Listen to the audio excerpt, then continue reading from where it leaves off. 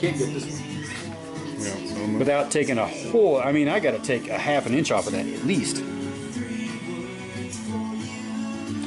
I would think that that's probably what they do, and then fill it. And it's just they just pick a corner and where it's not going to be visible, and that's what they do. And then they just cut that piece off and save it. Save it and just fill it in. I imagine that's what they do for regulations. I don't know. I haven't found a video that goes over that part yet. I must have spent 150 hours watching videos of how to make cages before I started on this stuff. I'm like, so yeah. So I don't know how they do it. Yeah, you could do it like that and have. And on top of that, how do they do it when it's inside a cab? Yeah. So I don't know how they weld the top of anything inside a cab. I mean, I know that some of the cars they build these instead of plates directly on the floor. They build them on like a 4-inch box, and then just take the box out to drop it down far enough to get it TIG torch up here and weld the tops, and then they put it back up, and then they weld around the bottom of the box. But obviously, in something like that, you don't want it sitting on a giant box. I don't know. I'm sure there's secrets of the trade. Sure there is. I just haven't got there yet. But that guy. I spent more time making this tube than I did every other tube that I made yesterday. So all of these crossbars, that crossbar, all of that, I spent more time on this one freaking tube because of the compound notches on both sides. What was that guy that welded my frame? What was his name? Oh, Derek. Derek. So he welded the top of my frame, even though there was no room to do it. It's like those guys get good at it, you know. He went all the way around the frame, even when there was no room, he went around it. So they, like I said, maybe they just have a technique down or something, I don't know. Yeah, so I mean, this is going to be no good.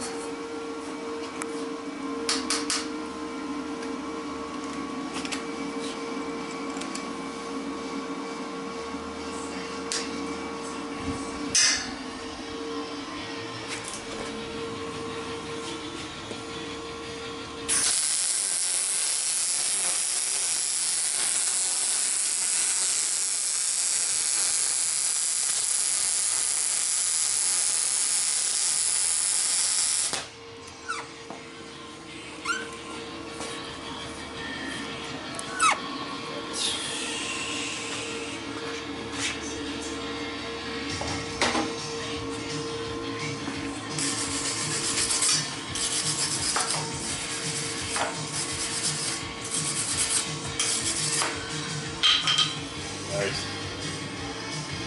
So I'm only judging it based on my weld, so. Yeah,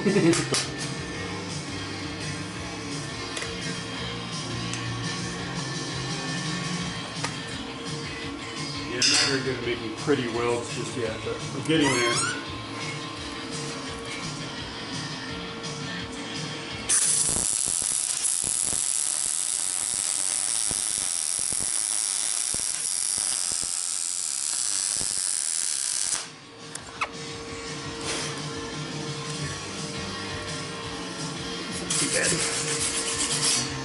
Use one of those on my barbecue grill.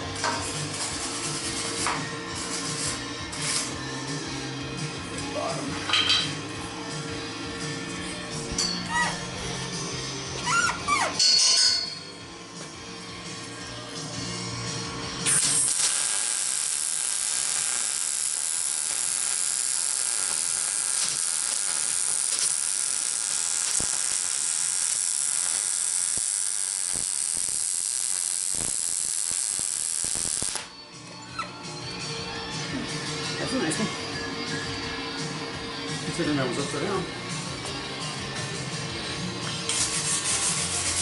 220 sounds better than 110. Not all crackly, it's more. All that crackling and pop crap, I get more buzz. Yeah. 220. Get that flying baby. Newly upgraded, 220. That was a nice one there. Alright.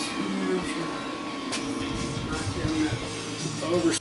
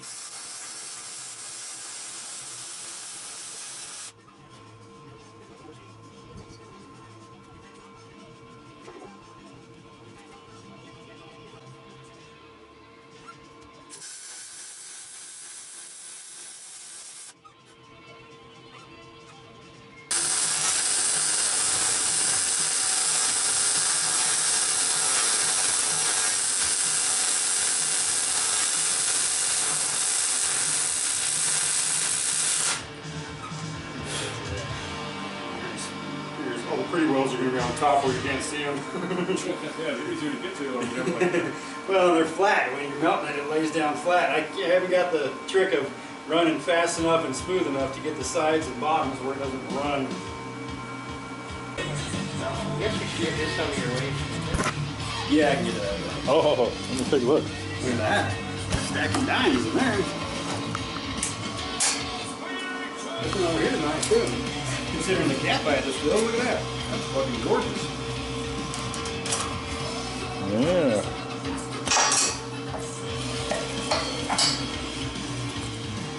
Score legal? Not really. Where's the other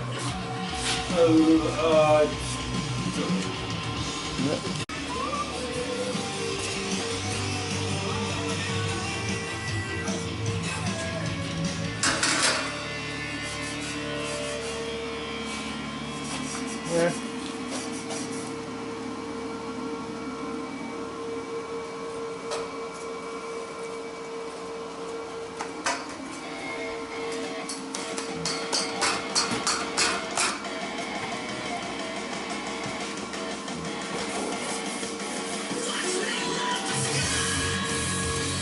So the Gatling gun mounting plate goes on this side, right? Yeah. For the passenger to use? Comes right over here. Oh, okay, okay. Yeah. You stand up and back. Yeah.